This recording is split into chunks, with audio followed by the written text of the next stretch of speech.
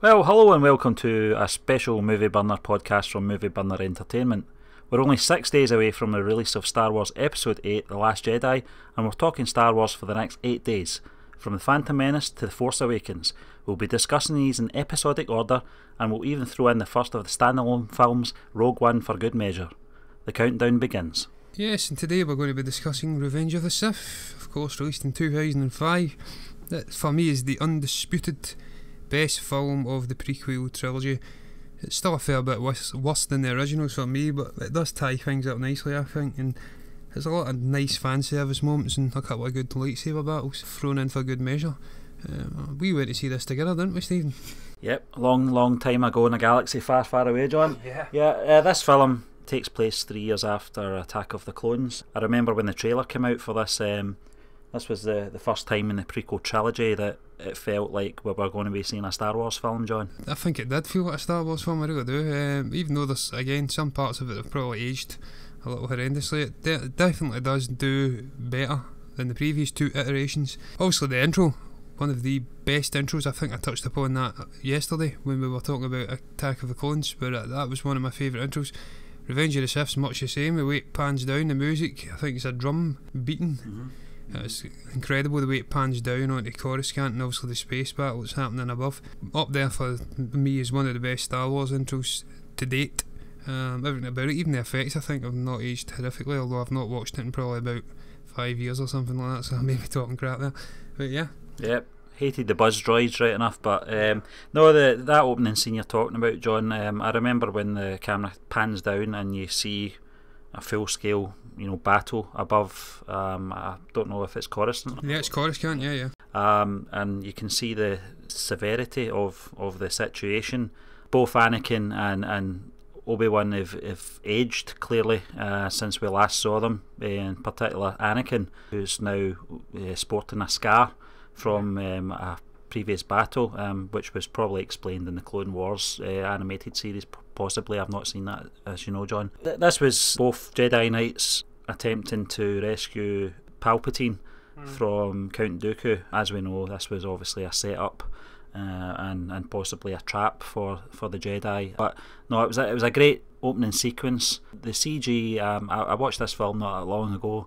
It does hold up well. Does it? Yeah. Yeah, that's interesting to know. Obviously the horrific Attack of the Clones in terms of CG.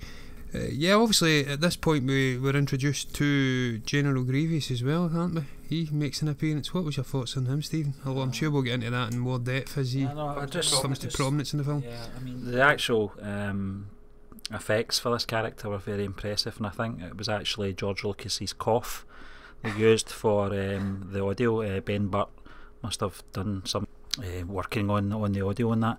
No, the character itself was an okay character, but I just felt that it was a toy making exercise, John. And basically what they did was they got rid of a very good villain in Count Dooku, who was only introduced at the third act of Attack of the Clones, and then, as we know, he's executed very quickly in this film. I thought that was a shame.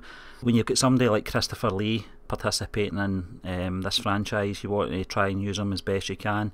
I just felt that they got rid of that character very quickly and easily to make way for this character, General Grievous. Yeah, I touched upon that in the Phantom Menace discussion as well, where he seemed to have a fetish for introducing new villains every single film. I think we end up with 6 in total throughout the prequel trilogy. I think we've got Darth Maul, Jango Fett, Count Dooku, General Grievous, the Emperor in the background, and Darth Vader briefly at the end. But just touching back on what you says about getting into the ship and obviously trying to rescue Palpatine, I did enjoy when I first seen it, where the way they crash landed into the Trade Federation ship. I actually think it was Grievous' ship actually, and pirouetted out. You says you've watched it recently. I don't know if that's stood up to the test of time as well, with the pirouette out the ship and start. It's not too bad. I think going back to 2005, it was very impressive. We've spoke previously in the last couple of days in regards to the other 2 episodes that some of the effects on that release look dated on the release. They certainly look dated now. Those sequences you're referring to, John, look great for 2005. They don't hold up as well in today's standards of computer generated effects. Yeah, and there's a couple of moments after that, well, not directly after it, but later on, after they've obviously saved Palpatine, but it's a little terrible. I think they're swinging in an elevator shaft and stuff like that. But yeah, that fight with Dooku, I thought that was great at the time, I really do. I think we spoke about this before we came on to do this, where you says Obi-Wan was made to look like a bit of a fool on it. He was knocked unconscious after about a minute or something. Yeah, he's supposed to be the master, yeah. And obviously you've got Dooku meeting his end, as you obviously mentioned. Quite a shocking death at the time. I think he got decapitated, didn't he? With a gleeful Palpatine urging Anakin on. Anakin really saying, this is not a Jedi way, this was another little sign of the manipulation that was to come. Following on from that, I believe the crash land Grievous's ship on Coruscant, which to this day springs in my mind as being horrific. Why did they have a runway on Coruscant? Because they crash landed it on a runway, didn't they? It was bizarre. I felt the whole opening 15-20 minutes dwelled on the rescue of Palpatine too long, and even the crash landing went on a wee bit too long as well. But what was to come next, we probably prayed that it did go on a wee bit longer, because this is obviously the point when Anakin and Padme meet up once more, and this is when the audience, think back and go, oh no, not this relationship again. The relationship itself was very rigid again. I was very surprised because I thought that, after the criticism of Attack of the Clones and the dialogue and the performances of the actors, Natalie Portman and Hayden Christensen, and every scene was very wooden. Certainly didn't learn anything from the previous episode, because some of the dialogue between both of them is absolutely shocking. Yeah, I'm not even going to touch upon that. I'm going to airbrush that completely out of my mind and move on to Anakin. I think at this point being put on the Jedi Council but not being given the title of Master, and he also doesn't take this well. He goes and bitches to Obi-Wan, who sees the positives in it, and that really begins the slippery slope to Anakin's turn, doesn't it? Yeah, I mean, this is a more mature Anakin from the Attack of the Clones. He doesn't handle it too well in the Jedi Temple, with all the other Jedi calling it an outrage, etc. And you can see in their faces he's been very petulant again. No, I mean, it's showing you the manipulation from Palpatine once again, who knew that by making him his personal bodyguard and appointing him as representative on the Jedi Council, Palpatine knew what he was doing. He knew the reaction that the Council would have in this, and he certainly played into their hands. Yeah, and I think Obi-Wan then goes off on his trek to really hunt down and find the location of Grievous, doesn't he, at that point? Or is there anything that happens prior to that I'm missing? Actually, as I says, I can't remember much of it. I've not seen it in quite a while. No, I think that's right, John. I think we see a sort of parting of Obi-Wan and Anakin. It's a very good scene, actually, and it's shot well as well. When you look at it, you actually see that, I think it's Obi-Wan that says "goodbye, my friend" or something like that. And Anakin's actually in the darkness in this scene, and Obi-Wan is in the light, so it's kind of that reflects the balance in the Force. It's a great scene. Yep, and as you said, Obi-Wan's not so much playing detective now. He's playing the bounty hunter now. Here, he's hunting down Grievous to end this war. Yeah, and I think he goes to Utapau, the planet Utapau, which was, I've spoke about it before. I love the new worlds that we really got to see in the prequel trilogy. Utapau was an interesting world. I think it was like a sinkhole type thing, and it's those weird aliens with like the ridges through the face. They were strange looking, weren't they? Yeah, I remember seeing this alien on the trailer and I thought it was a villain. It just looked evil, but there you go. You shouldn't judge your book by its cover, but yeah, even in the film, he was for the watching. He didn't look one to be trusted. And yeah, I think we then go on to have lightsaber battles round about this point, where he takes on Grievous and his multi-limbed, multi-lightsaber fighting stance that he seems to employ. I have to tell you, I agree with you, it was a cash grab for toys.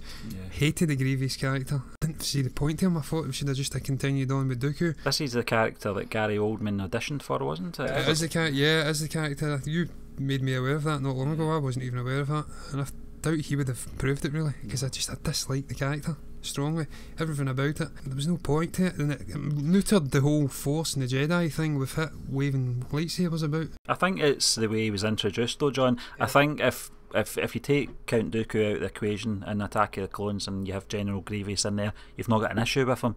But it's another shoehorning character just to sell toys, as I said.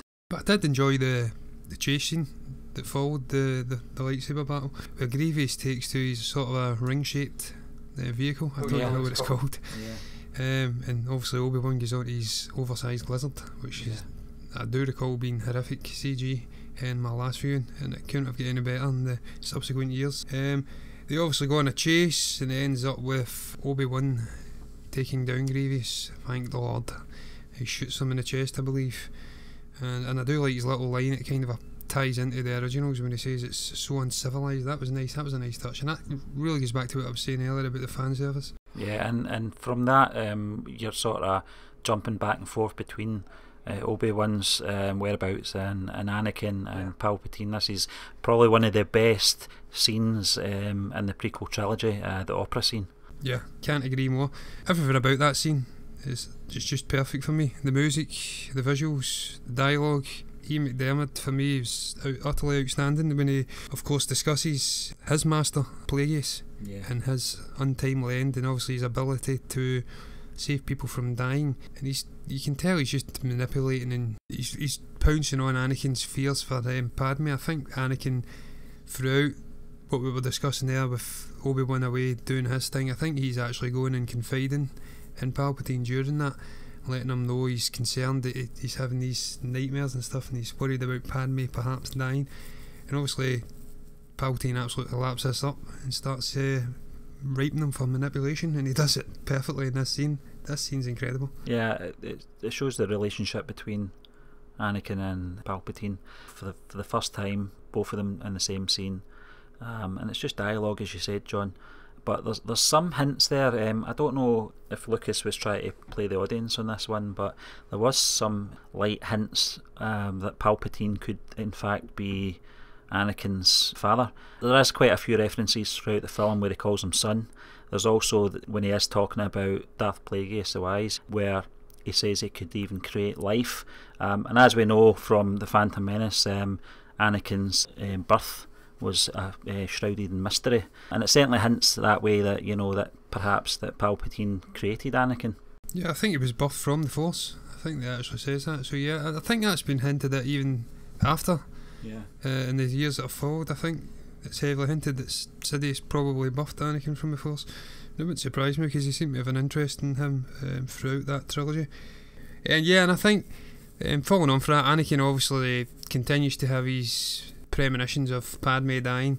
At this point he continues going to see Sidious, and I think Sidious then reveals his true identity as a Sith Lord, sort of tries to persuade Anakin over to becoming a Sith, and this then causes Anakin to go to the Jedi Council, inform Mace Windu and the rest of the Masters of obviously Sidious's real identity and what his plans are, and they then go and confront him. Yeah, the intersecting scenes in this, when they go to confront Palpatine, is obviously Padme on one window and looking across to the Jedi Temple, and Anakin looking from his window looking over to where Padme is, and it's the music in that scene's it's absolutely stunning, and the visuals as well. It's a very haunting scene. Yeah, that is one of my favourite scenes in this film, I have to say. I think it took place during sunset, and it was very red, distinct tones that were going on there, and there was no dialogue. No, there was no dialogue. And as you say, the visuals were incredible. It was obviously a cityscape of Coruscant. You could clearly see the Jedi Temple and Padme's apartment. Yeah. Utterly beautiful the way it was shot, and it just perfectly encapsulated the sort of a torment and a conflict within Anakin as a character at that moment. I think I had a bit of a sympathy for that character at that point. That was probably the first time I had sympathy for him, because obviously, as you said, in the previous films he was sort of a brat in the first scene, then in the second one he was whiny and very petulant, but you could really see that he cared for Padme. He wanted to save her, and he didn't really want to turn to the dark side. That wasn't a choice that he wanted to make. He was doing it purely to save the one that they loved, and obviously the death of his mother played into that too, and it was beautiful to see. I think out of all the characters in this film, I think Obi-Wan and Anakin's relationship is a bit more developed. I think they lightened Obi-Wan's character as well. I felt that he was a bit strict, certainly in the opening scenes in Attack of the Clones, and the relationship between Anakin and Obi-Wan in that film was very sort of strict father with his son, you know, but there was more of a friendship in this one. There was a lot of light-hearted humour between both of them, and there was a few times that Obi-Wan actually laughed as well, which was very rare. But no, I mean, at this point, as you said, the Jedi are confronting Palpatine. Yeah, again, one of my favourite scenes in the film. Just the dialogue from Mace Windu when he walks into, obviously, Palpatine's office, and he says to him, in the name of the Galactic Senate, you're under arrest, and just the back and forth with Palpatine then saying, or is it Sidious at this point, because his true identity is revealed. I think we can drop the Palpatine, or maybe you want to call him Sheev, because subsequently been revealed that that's his first name. What a name. Yeah, back in the day, John, even before that, he didn't even have Palpatine, he was just called the Emperor. Yeah, he was Emperor, yeah. So there's been many layers added as the years went on, but I digress. The I am the Senate, and then the it's treason then dialogue, I just thought that was great. One of the few times Lucas actually nailed it with the dialogue. And obviously the subsequent fight after that it's fairly short, but I enjoyed it. I enjoyed the way Sidious cut through the other masters. I think you says it was Jit Fistu or something like that. Kit Fistu, yeah. There you go, that's how that was that kind of squid head thing. Yeah, that's how much of an irrelevance this character was to me. And the way he cut through them, I think I mentioned they were like paper bags. They were wussing a man down. There was no point to them. Not even a screen filler. I mean, literally cut through them within seconds. And I think this was probably done in a way to empower Mace Windu as well, just to make him look stronger, that he was able to hold him off and nearly kill him actually. And also you have that moment taking place. Anakin's then racing to try and stop the death of his potential saviour, and the saviour of Padme, if you like. And then it kind of sort of explains the Emperor's gruesome disfigurement in the originals at this point as well, with the whole Force lightning thing off the lightsaber, which to be honest with you, I wasn't impressed with. I'd have preferred them to get that disfigurement a slightly better way, because he was horrific looking in the originals. Yeah, the transformation from Anakin to Darth Vader as well, John. A lot of people have always had a problem with this scene, feeling it was very forced. Anakin surrendering his Jedi way, if you like, very easily. You know, it's very obvious that he's been manipulated from an audience's point of view, but also from the character's point of view. He doesn't see these things in front of him. 2 minutes, it goes from Sidious being very weak and can't hold on to this Force lightning to supposedly execute Mace Windu. Still debate about that, especially with Samuel Jackson, who still believes he's kicking about somewhere. He's adamant, isn't he? Yeah, and some old folks home. No, it's one of those scenes that there's a lot of debate about it because of the way it was executed. I've got to be honest, it didn't really bother me that much. I knew it was coming, and it was just the execution probably did let it down a little bit, but it's, again, it doesn't really bother me, that type of thing. Yeah, and then after that we have Mr. Vader getting his official title, and I think Sidious then goes on to say the whole "once more the Sith will rule the galaxy," which is one of my personal favourite lines from that character. I think this was a bit of misdirection as well on George Lucas's part, when I think he might have been interviewed prior to the film's release saying that you're going to see a lot of Vader in this. What we didn't realise was that he meant Vader without the suit, so it was a very clever bit of marketing. Yeah, but I have to say, Anakin improved for me after he turned. I preferred the darker version. Obviously, Sidious then executes Order 66. That infamous sequence transpires after that, when all the Jedi Masters are taken out one by one, but their former comrades, obviously the clone troopers. Obi-Wan obviously manages to survive, but he does have a bit of a fall. I love this scene. I've touched upon it numerous times in the previous chats we've had on these Star Wars films about the visits to new worlds, and in this one I think we have about 4 or 5 new planets shown. The most beautiful one for me was probably Felicia, where it was the big overgrown planets. I think that female master, I think it's Ayla Secura, I can't pronounce the name, she also gets killed quite gruesomely. The troopers fire into her and continually firing into her once you know that she's dead. Yeah, it's a very, very sad sequence, and the music again, John. I was always a big fan of the score in this film. It was very sad. the way that the Jedi were killed, you know. But some of the CG as well in this sequence is a bit dated now. Particularly the speeder bike sequence, which it mirrored the speeder bike chase in Endor and Return of the Jedi. I think it was shot for shot. The way the speeders pulled back, it was in reverse order. If you actually, there might be a screen comparison somewhere on YouTube, but it's very cleverly done. But as I said, the CG lets it down a little. Yeah, and we also see a couple of other worlds, Maigito and Nemoidia, which I think is Newt Gunray's planet. Very short little scenes, but it's interesting to see these planets. It's always been a part of Star Wars that I've enjoyed, going to these worlds. Yeah, I also liked when during those sequences with the Jedi being murdered, we got to see Kashyyyk finally, John. Yeah, briefly. So brief that I think you actually missed it, Stephen. You went out to do the toilets during this. I didn't. I came back and I was really looking forward to it, because it really that was a big thing about the trailer, was the Wookiee planet, you know, and I was really looking forward to seeing this, because this is what we were supposed to see in Return of the Jedi, and we ended up with a bunch of teddy bears. So it was very disappointing to see that Kashyyyk was very limited in screen time in this film. And since you've seen it and you realise you didn't miss much, I think it was about 2 minutes long. It was very CG heavy. Yeah. I think the best part of that scene was really Yoda taking out the troopers who try to kill him. What were they thinking? What were they thinking trying to take on Yoda? You stupid boys. And obviously Anakin then takes a rather large force of troopers, clone troopers, to the Jedi Temple and starts wiping out his previous friends and whatnot. And of course the younglings too, which weren't mourned for me. I think you said it was quite a sad scene. I actually laughed at it because I hated the younglings, the title younglings. It's emotionless, to be honest with you, John, because you don't see anything.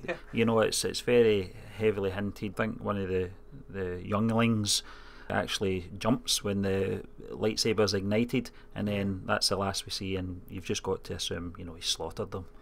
Yeah.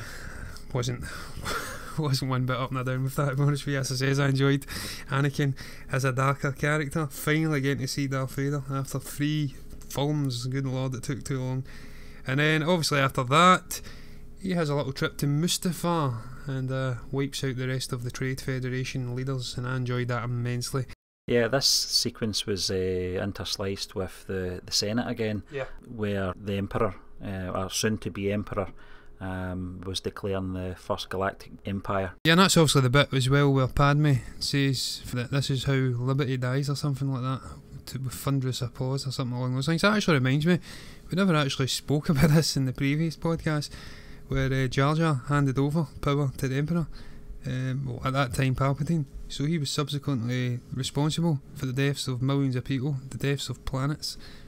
What more reason do you need to hate this character? That's certainly fan service from Mr. Lucas, eh? Yeah, and during this time, Obi-Wan comes back to Coruscant to witness the carnage firsthand, with him, Yoda and Bail Organa going to the Jedi Temple and seeing the slaughter. Yoda, I believe, says to him, don't check the recordings because you'll not like what you see, and he then discovers that Anakin's responsible.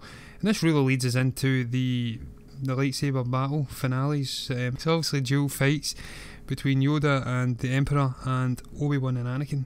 What did you make of these fights, Stephen, at the time? You know, this is something that was brewing in the Star Wars universe for a few decades, was this legendary duel between Vader and Obi-Wan Kenobi. I've got to say though, I actually preferred the battle between Yoda and the Emperor. I thought it showed the power of both of them, but it was also the way it was shot as well. I thought the way it was shot was more interesting than the lightsaber battle between Obi-Wan Kenobi and Darth Vader. I thought that sequence went on a wee bit too long. Yeah, I completely agree with you. It was more force heavy, the Yoda and Emperor fight, and obviously you had them fighting in the middle of I believe the Senate chamber or something, with them firing platforms at each other. That was a real standout moment for me. And obviously the bit that's lived with me over the years is, and the bit that I got the most enjoyment out of, was after Yoda fell and was clearly defeated by the Emperor, that you could hear his cackle coming from up in the distance, and that was a real great moment for me. Just touching on that fight between Vader and Anakin, if you like, and Obi-Wan, I agree with you too. It was a little bit dragged out. There was one moment where they were swinging lightsabers but they weren't connecting. What was that about? Yeah. It just screamed choreography to me. The whole balancing on these pods on the lava as well was ridiculous. And swinging in ropes and hitting. It was just... there was parts of it I did enjoy. There was parts that were clearly very well choreographed, and it was quite slick. But there was bits that were just horrific, as you say, balancing on the lava and stuff like that. Also, the previous to that as well, John, it just something that came into my head was obviously Anakin's slaughtering Newt Gunray and his cronies. Another iconic scene. Yeah, I mean, I briefly mentioned that previously, Stephen, but I completely agree. I absolutely despised the Newt Gunray character. And then we get to the famous "I've got the high ground" part where Obi-Wan's standing on the embankment, and Anakin pretty much sums up his arrogance at that moment and feeling of invincibility. He obviously got a little bit ahead of himself, and he was slaughtering the younglings and felt he could pirouette over Obi-Wan, and he got the punishment he deserved with multiple limb dismemberments again. I touched upon that previously as well. That's a real fetish of George's. This was a great moment. All joking aside, it was a great moment. It was the climatic sequence to Anakin's downward spiral, which started obviously with force choking Padme, knowing fine well that she was heavily pregnant at this time. Then the battle, as we said, kicked off. In a way, Obi-Wan's trying to save Anakin as well. You know, he is telling him, this fight is over, I've got the higher ground, don't try it. He doesn't listen, obviously, and we know what happens. Yeah, and the actual dialogue after that, where he says, "You were my brother, you were supposed to bring balance to the Force." That was a great moment, and as it touched upon what you said previously about the more developed relationship, it's probably one of the most developed relationships in the prequel trilogy, and it was a fitting way to end it. Obviously, Obi-Wan's pretty upset that he's done what he's done, but he knew it had to be done, and he had to leave him. I liked the way that he burnt. I've got to be honest with you. I've got to be honest as well, John. This is probably a nasty side of me. I actually, when we were sitting in the theatre watching this, when Anakin's in a ball of fire, I was actually saying to myself, Obi-Wan, just kick him in, kick him into that river next to him, just finish him off, and then we'll not have Vader, you know. But then again, we wouldn't have Vader, you know, sadly. But that's what actually reminds me of what I was meaning to say previously when we were talking about Anakin's manipulation at the hands of Palpatine in this film, which obviously leads to him turning. You're sitting there and you're actually warning him not to turn. You're saying, don't do it. You're actually hoping that he fights off the manipulation, if you like. You're warning him not to turn, but you know it's already happened. So I suppose that speaks volumes for the storytelling, if nothing else does. And then we go on to the horrendous ending. Pre-ending, penultimate ending, if you like. There's a couple of different endings in this film, but that Padme death scene after she gives birth to the twins, what was that about? It certainly is a polar opposite of the emotional impact of Anakin Skywalker's passing, if you like, because he was given a rebirth with the man in the suit. I think it was cutting back and forth between that sequence and Padme passing on. Padme's sequences were terrible, and the explanation for her death even more so. Yeah, that medical droid, she's... what was it he says again? It's something about, she's lost the will to live. That's right. She's died of a broken heart. What? Again, this is a cop out from George for me. I'm sorry. He should have just grew a pair, to be honest, and said she's died as a result of Anakin force choking her earlier in the film, instead of that nonsense, that soppy crap. Come on, but I know it's for children in the most part. Star Wars, it's always been marketed heavily at children, but I think children are more than mature enough to be able to handle the realities of life, and they don't need to be told you die in a broken heart. It's just terrible. And then that brings us on to the final bit of fan service in this film, where Obi-Wan, Bail Organa and Yoda all separate and part ways, and Yoda goes off to do his hermit thing on Dagobah. Bail Organa takes off with Leia to Alderaan, which was brilliant. It was the first time we got to see Alderaan in any of the Star Wars films, and it was nice to see that. It looked very clean, very nice. It was also nice just prior to that scene as well, John, to see that blockade runner. I think it was the Tantive. Yeah, that's right. Yeah, the Tantive 4. Yeah. It was finally linking, or trying to link the prequel trilogy to the original trilogy. But, you know, as you said, there was also a scene that was cut out that involved dialogue between Yoda and Qui-Gon Jinn, and I believe that I read somewhere that Liam Neeson had recorded dialogue for this, and ultimately it wasn't used. Yeah, I wasn't aware of that. Yeah. I don't know how that would have worked, to be honest, but my favourite moment at the end was seeing Luke being handed to his aunt and uncle. Not a bit of blue milk in sight, and of course the famous dual sunset. Yeah, Leia's handing over to her adopted parents as well on Alderaan was very well done as well. Looked a stunning planet. But yeah, I mean, ultimately, I think the positives probably outweighed the negatives with this film for me. It certainly wasn't perfect by any means, but it was a damn sight better than the previous two in this trilogy. Yeah, I mean, out of the three, it was certainly the best one. Got to remember as well, John, that this was supposed to be the very last Star Wars film we were getting. The only issue I had with the trilogy as a whole was that it didn't connect well with the original, and that was mostly down to try to cram too much into the final half hour of Revenge of the Sith. Watch these films back to back. We're going to move on to Rogue One tomorrow in our podcast, which I felt handled the connection a little bit better. I don't know if that was because it was days before the events of A New Hope, I don't know, but certainly for Revenge of the Sith there was too much of a gap. I think it was like 19 years, we were talking about this before we came on air, between Revenge of the Sith and Rogue One, just judging by the ages of Luke and Leia. So it was roughly about 18-19 years of a gap. But overall, the prequel trilogy was a massive letdown. Revenge of the Sith was good, but it didn't save the sort of bigger picture, if you like. Very disappointing. It's not a trilogy I really go back to now. When I did think it was the last Star Wars films we were getting, I kind of watched it a wee bit more then, but now that obviously there's a new sort of breath of life in the saga, and obviously the Star Wars universe, it's certainly not the episodes I go back to now. Yeah, and I'm actually just going to quickly touch one final thing on this. I actually forgot about the scene with Tarkin. And the Emperor and Vader overlooking the early construction of the Death Star. That was a nice little touch, but obviously kind of a screwed up continuity a little bit because it took nearly 20 years to build. But yeah, as I said, one of my favourites of the prequel. Certainly far worse than the originals, but comfortably better than the other two. But yeah. Yeah, so that's our summary of episode 3, Revenge of the Sith, and our summary of the prequel trilogy. Tomorrow we're going to move on to the first standalone film, which was released in 2016, Rogue One, and we hope you will join us tomorrow.